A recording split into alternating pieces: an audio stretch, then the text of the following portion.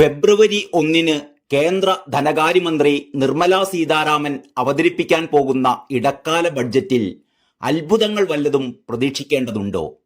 എല്ലാവരും ആകാംക്ഷയോടെ ചോദിക്കുന്ന ചോദ്യമാണിത്. ഗംഭീര പ്രഖ്യാപനങ്ങളൊന്നും ഉണ്ടാകില്ലെന്ന് അവർ നേരത്തെ തന്നെ പ്രഖ്യാപിച്ചതാണ്. പൊതു തിരഞ്ഞെടുപ്പിന് മുന്നോടിയായി അവതരിപ്പിക്കുന്ന ഇടക്കാല ബജറ്റുകളിൽ ധനമന്ത്രിമാർ നികുതി ഘടനയിൽ വലിയ മാറ്റങ്ങളോ മറ്റു വൻ പ്രഖ്യാപനങ്ങളോ ഒന്നും നടത്തുക പതിവില്ല. പക്ഷേ തിരഞ്ഞെടുപ്പിനെ ലക്ഷ്യം വെച്ചുള്ള ചില ജനപ്രിയ പ്രഖ്യാപനങ്ങൾ ഈ ബഡ്ജറ്റിൽ ധനമന്ത്രി പ്രഖ്യാപിച്ചുകൂടായികയില്ല എന്നാണ് പ്രമുഖ സാമ്പത്തിക വിദഗ്ധനായ ഡോക്ടർ വി.കെ. വിജയകുമാർ നിരീക്ഷിക്കുന്നത്. ജർമ്മൻ രാഷ്ട്രതന്ത്രജ്ഞൻ ബിസ്മാർക്ക് പറഞ്ഞതുപോലെ രാഷ്ട്രീയം സാധ്യതകളുടെ കലയാണല്ലോ. തിരഞ്ഞെടുപ്പിന് തൊട്ടു മുമ്പുള്ള ബഡ്ജറ്റിൽ താഴെ തട്ടിലുള്ളവർക്ക് ചില നികുതി ഇളവുകളും മറ്റ് ആനുകൂല്യങ്ങളും ഒക്കെ നൽകിയ കീഴ്വഴക്കം ഇവിടെയുണ്ട്. എങ്കിൽ എന്തൊക്കെയായിരിക്കാം നിർമ്മല സീതാരാമൻ തന്റെ ബജറ്റ് പെട്ടിയിൽ ഒളിപ്പിച്ചു വെച്ചിട്ടുണ്ടാവുക?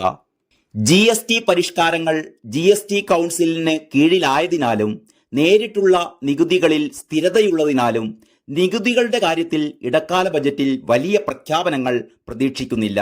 എന്നാൽ വ്യക്തിഗത ആദായ നികുതിയിൽ താഴെ തട്ടിലുള്ളവർക്ക് അല്പം ആശ്വാസം പകരാൻ സർക്കാർ തയ്യാറായേക്കും.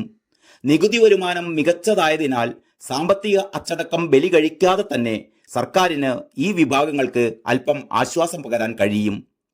PM കിസാൻ സമ്മാൻ നിധിയുടെ കീഴിൽ ചെറുകിട നാമമാത്ര കർഷകർക്ക് നൽകുന്ന 6000 രൂപയുടെ സഹായം വർദ്ധിപ്പിച്ചേക്കും.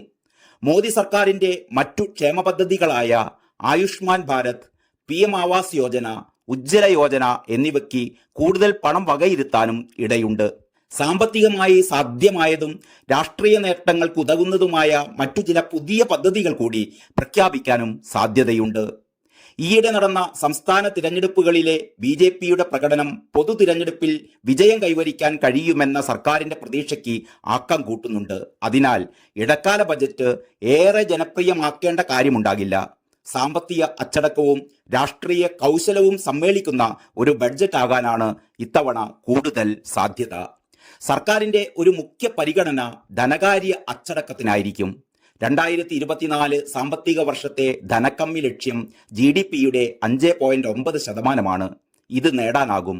2025 സാമ്പത്തിക വർഷത്തേക്ക് 5.4%, 2026 സാമ്പത്തിക വർഷത്തേക്ക് 4.6% ധനക്കമ്മി ലക്ഷ്യം ധനമന്ത്രി പ്രഖ്യാപിക്കാനിടയുണ്ട്. News desk, Kalakaumudi.